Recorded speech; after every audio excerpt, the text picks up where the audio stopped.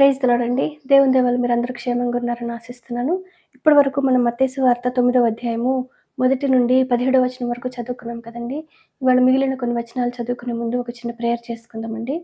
మహాపరిశుద్ధుడు అయిన యేసయ్య నీకే వందనాలు తండ్రి దేవా! ఇంతవరకు మమ్మల్ని సజీవ లెక్కలో పెట్టి నాయనా నీ గురించి మాట్లాడుకునే అవకాశం ఇచ్చినందుకు నీకే వందనాలు యేసయ్య.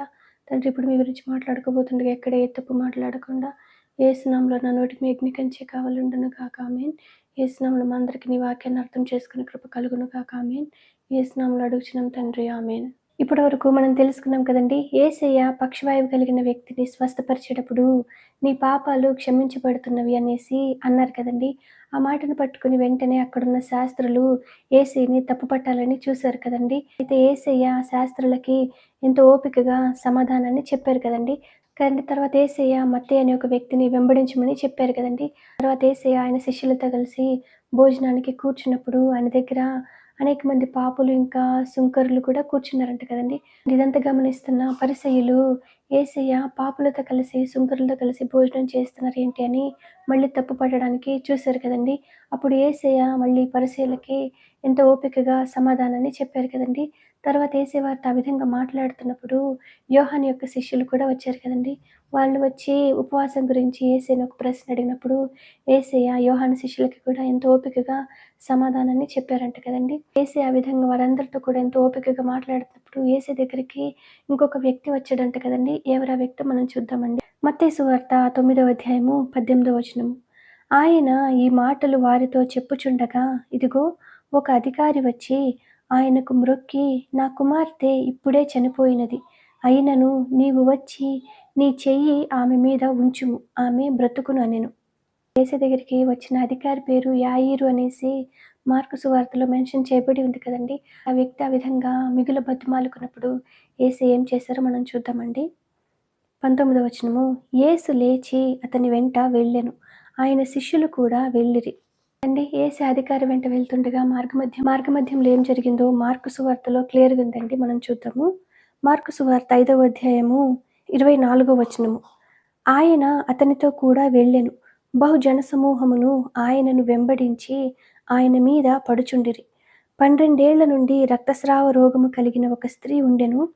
ఆమె అనేక వైద్యుల చేత ఎన్నో తిప్పలు పడి తనకు కలిగినదంతయు వ్యయము చేసుకొని ఎంతమాత్రమును ప్రయోజనము లేక మరింత సంకటపడెను.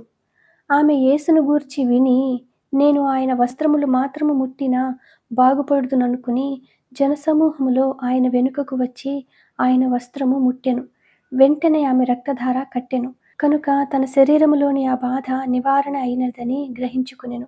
వెంటనే యేసు తనలో నుండి ప్రభావము బయలు వెళ్ళెనని తనలో తాను గ్రహించి జనసమూహము వైపు తిరిగి నా వస్త్రములు ముట్టినదెవరని అడుగగా ఆయన శిష్యులు జనసమూహము నీ మీద పడుచుండుట చూచుచున్నావే, నన్ను ముట్టినదెవరని అడుగుచున్నావా అనిరి. ఆ కార్యము చేసిన ఆమెను కనుగొనవలెనని ఆయన చుట్టూ చూచెను. అప్పుడా స్త్రీ తనకు జరిగినది ఎరిగి భయపడి వణకుచూ వచ్చి ఆయన ఎదుట సాగిలపడి తన సంగతి అంతయు ఆయనతో చెప్పెను. అందుకాయన కుమారీ, నీ విశ్వాసము నిన్ను స్వస్థపరచెను. సమాధానము గలదానవై పొమ్ము. నీ బాధ నివారణయై నీకు స్వస్థత కలుగునుగాక అని ఆమెతో చెప్పెను.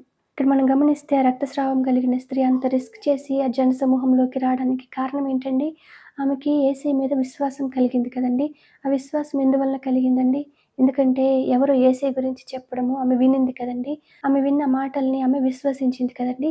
ఆ విశ్వాసంతోనే ఆమె ఎంతో రిస్క్ చేసి ఆ జనసమూహంలోకి ప్రవేశించింది కదండీ! ప్రవేశించి యేసయ్య యొక్క వస్త్రపు చెంగుని ముట్టింది కదండీ! వస్త్రపు చెంగుని ముట్టి వెంటనే స్వస్థతను కూడా పొందుకుందంట కదండీ! గమనిస్తే తాను స్వస్థత పొందినట్టు తను వెంటనే ఎవరికీ షేర్ చేయలేదు కదండీ! కానీ మనం గమనిస్తే యేసయ్య ఆమె ఎంత భయపడుతున్నప్పటికీ కూడా ఆమె తన సాక్ష్యాన్ని షేర్ చేసుకునేటట్టే యేసయ్య ప్రోత్సహించారు కదండీ!